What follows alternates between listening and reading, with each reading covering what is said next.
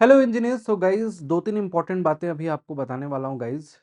Definitely बहुत सारे engineering aspirant जो बीटेक या डिप्लोमा किए होंगे वो इस समय गवर्नमेंट जॉब एग्जामिनेशन की प्रिपरेशन कर रहे होंगे और उनको ये जरूर जानना होगा कि कौन कौन सी अपॉर्चुनिटी जो है उनके सामने है और कौन कौन सी अपॉर्चुनिटी अभी आगे आने वाली ऐसी हैं जो उनको देखने को मिल सकती हैं 2025 में। जी हाँ गाइज, उन सभी जॉब्स वैकेंसीज की बात करने वाला हूँ, उनके सिलेक्शन प्रोसेस की बात करने वाला हूँ। आप अपनी एलिजिबिलिटी को देखते हुए अभी से उनकी तैयारी भी कर सकते हैं अगर आपको लगता है कि डेफिनेटली इस एग्जामिनेशन में आपके लिए सुटेबल चीज़ें हैं, आप एलिजिबल हो, आपकी सारी कंडीशन सेटिस्फाई हो रही हैं। तो चलिए शुरू करते हैं। सबसे पहले अभी रिसेंट वैकेंसीज की बात करता हूँ यहाँ पे। NHPC JEE. जी हाँ गाइज, आप में से बहुत सारे लोग डेफिनेटली जान चुके होंगे, सुन लिए होंगे कि यहाँ पे वैकेंसी आ चुकी है NHPC जेई में। यहाँ पे टोटल जो नंबर ऑफ पोस्ट आई हैं वो 248 है। जेई की पोस्ट है 248। एलिजिबिलिटी यहाँ पे क्या है, यहाँ पे जो भी इंजीनियर्स हैं उसमें उनसे डिप्लोमा मांगा गया है, यानी कि 3 वर्षों का डिप्लोमा, 3 वर्षीय 3 वर्षीय नियमित डिप्लोमा, रेगुलर कोर्स होना चाहिए डिप्लोमा का। अगर आपने बीटेक करा हुआ है तो उसमें कंडीशन ये लिखी होती है कि यहाँ पे बीटेक वाले एस्पिरेंट वही भर सकते हैं जिन्होंने डिप्लोमा ऑलरेडी कर रखा हो, यानी कि डिप्लोमा के बाद बीटेक किया है तो वो भी एलिजिबल हैं। ठीक है। अब बेसिकली यहाँ पे रिक्वायर्ड क्वालिफिकेशन तो ये है, ये होना ही चाहिए आपके पास। ठीक, डिप्लोमा का आपके पास सर्टिफिकेशन होना चाहिए।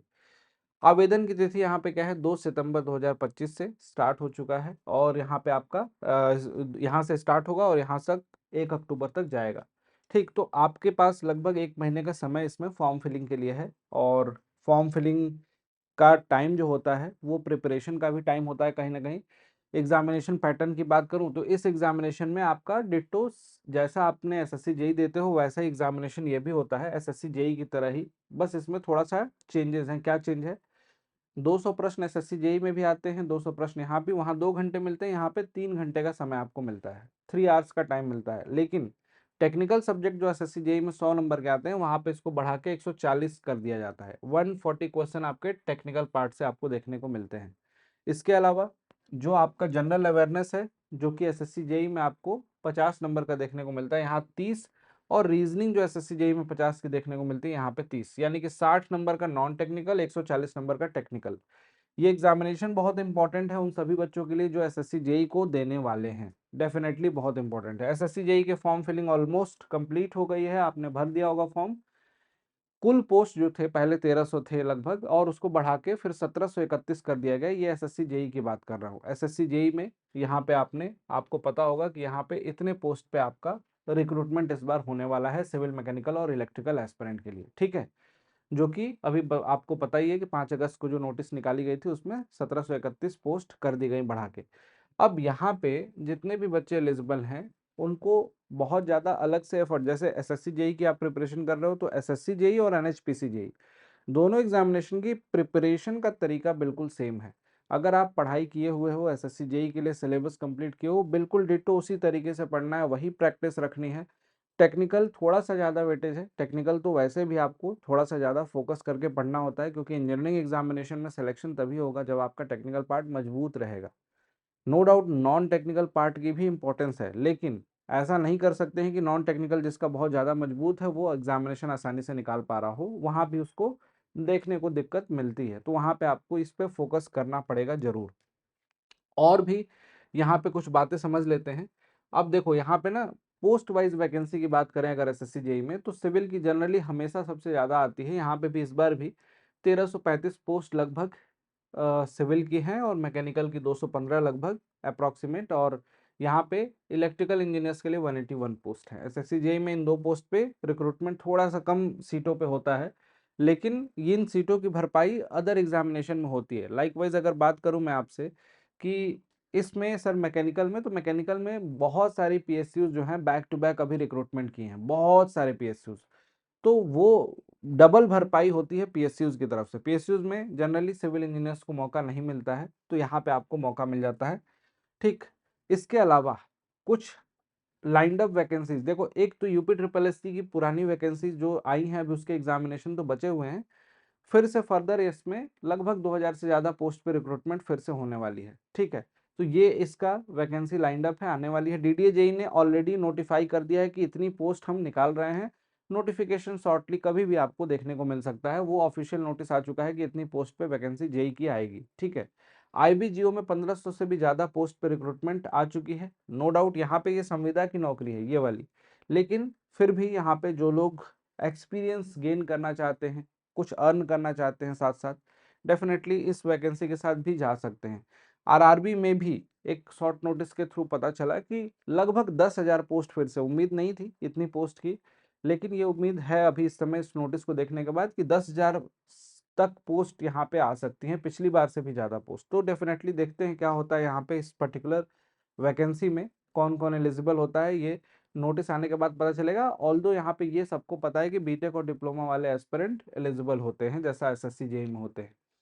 एचपीएससी एई में वैकेंसी आ चुकी है गाइज, यहाँ पे फॉर्म फिलिंग स्टार्ट है। डेफिनेटली इस एग्जामिनेशन को भी दे सकते हैं बहुत सारे लोग, और स्टेट के और भी तमाम कन अन्य जो छोटी छोटी वैकेंसी हैं, जैसे कि आसाम में एपीएससी जेई की वैकेंसी आई हुई है।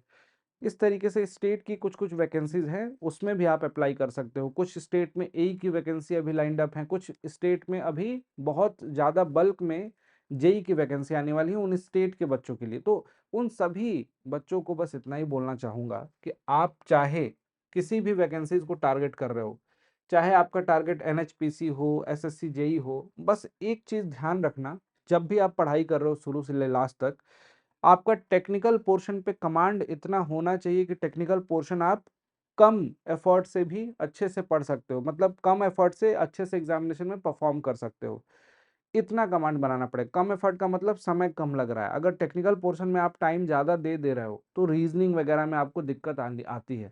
कुछ बच्चों की टेक्निकल में भी स्पीड स्लो होती है, रीजनिंग में भी स्लो होती है, तो उनका एग्जामिनेशन में प्रॉब्लम देखने को मिलती है। तो आपको बस इसी पे कमांड बनाना है कि आपको क्या करना है, technical as well as non technical दोनों पोर्शन को बैलेंस लेके चलो। टेक्निकल जिसमें ज़्यादा पूछा जा रहा है, जहाँ पे ज़्यादा क्वेश्चन आ रहे हैं, जैसे एसएससी जेई है, सीबीटी 2 भी देना होता है, टेक्निकल ही पूरा आता है, तो टेक्निकल पोर्शन पे ज़्यादा कमांड बना के रखो। डे आवर्स को इस तरीके से डिवाइड करो 75 और 25। 75% जो है टाइम आप एलोकेट कर दीजिए अपने टेक्निकल पोर्शन पे, और 25% टाइम एलोकेट कर दीजिए नॉन टेक्निकल पोर्शन पे। उसी के हिसाब से आप क्लासेस भी करो, जो आपको क्लासेस मिलती हैं, जो क्लास, इनफैक्ट मैं अभी क्लासेस की बात करने ही वाला हूँ आपसे, और बहुत ही ज़्यादा अफोर्डेबल बैचेज हैं। यहाँ पे आप देख सकते हो, ये सिविल इंजीनियरिंग महापैक आपको दिखाई दे रहा है, यहाँ पे मैकेनिकल इंजीनियरिंग का महापैक, ये इलेक्ट्रिकल।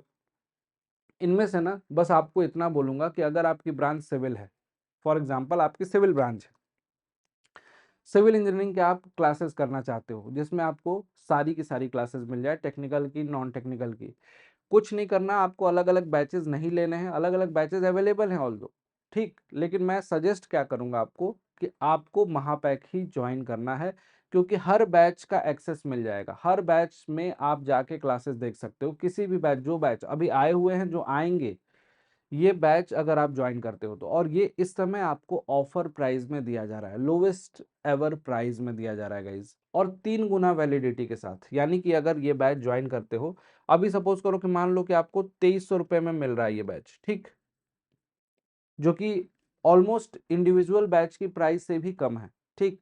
तो इस बैच को ज्वाइन करते हो तो हर batch, SSC JE, RRB JE, कोई सा भी बैच अगर अड्डा 24/7 इंजीनियरिंग के लिए आता है, वो सारे के सारे बैचेस का एक्सेस मिल जाएगा आपको। सबसे अच्छी बात है, इसको और कम प्राइस में अगर ज्वाइन करना है तो एक कूपन कोड बता रहा हूँ, यहाँ पे लिख दे रहा हूँ, Y293। इस कूपन कोड को यूज कर लेना बेटा। जब ज्वाइन करोगे अड्डा 24/7 एप्लीकेशन से, तो ज्वाइन करते समय अप्लाई कूपन कोड आएगा, वहां पे इसको टाइप करना और अप्लाई बटन पे क्लिक करना। बैच की प्राइस सबसे कम हो जाएगी, लोवेस्ट प्राइस, उसके बाद आपको पे करना है, चाहे मैकेनिकल ब्रांच हो या इलेक्ट्रिकल ब्रांच हो। इस तरीके से आप अपने बैचेस को ज्वाइन करके अपनी पढ़ाई को स्टार्ट कर सकते हैं, ठीक है।